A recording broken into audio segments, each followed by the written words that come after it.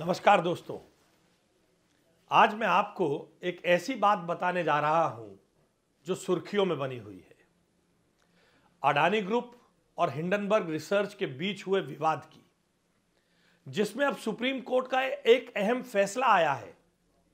पिछले साल हिंडनबर्ग ने अडानी ग्रुप पर एक रिपोर्ट जारी की, बड़े गंभीर आरोप लगाए, स्टॉक मार्केट गिर गई। इस रिपोर्ट में दावा किया गया कि अडानी ग्रुप टैक्स हेवेंस में पैसा लगाकर उसका गलत इस्तेमाल कर रहा है और उस पर बहुत भारी कर्ज है। कांग्रेस और विपक्षी दल तो एलआईसी के डूबने की भी बात कर रहे थे।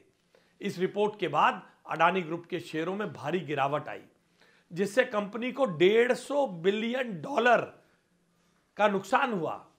इस रिपोर्ट के बाद खूब हल्ला मचाया कांग्रेस ने, राहुल गांधी ने, केजरीवाल ने आदि सभी नेताओं ने। लेकिन हिंडनबर्ग की रिपोर्ट के बाद सेबी ने अडानी ग्रुप की जांच शुरू की और शहजादे राहुल और उनके नए बने मित्र अरविंद केजरीवाल ने इस रिपोर्ट के बाद लोकतंत्र के मंदिर में चिल्ला चिल्ला कर मोदी सरकार के खिलाफ माहौल बनाया और इस मामले की सीबीआई से जांच होनी चाहिए। सेबी को सरकार का पालतू तोता तक बता दिया। विपक्षी पार्टियों ने अडानी ग्रुप और प्रधानमंत्री नरेंद्र मोदी के बीच संबंधों का और खास तौर पे अरविंद केजरीवाल जो खुद किसी भी दिन जेल जा सकते, उन्होंने आरोप लगाए। लेकिन सुप्रीम कोर्ट ने अब फैसला दिया है कि कुछ भी गलत नहीं हो रहा है, सेबी की जांच ठीक हो रही है। अब अरविंद केजरीवाल, संजय सिंह, राहुल गांधी सब चुप है। ये लोग पूरा शोर मचा मचाकर इन्होंने संसद को सिर पे उठाए रखा, संसद चलने नहीं दी।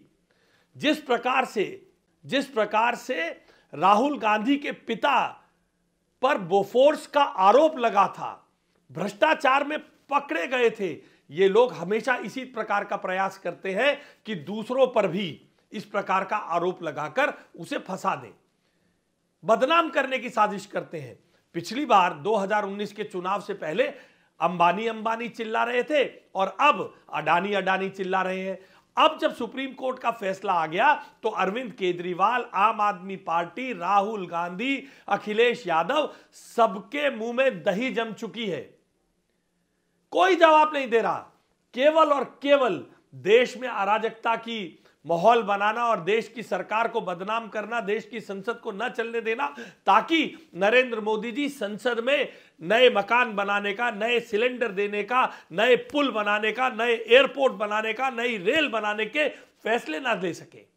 विपक्ष का सिर्फ एक ही काम है, मोदी को गाली देना और सत्ता हासिल करना, फिर चाहे देश को बदनाम ही क्यों ना किया जाए।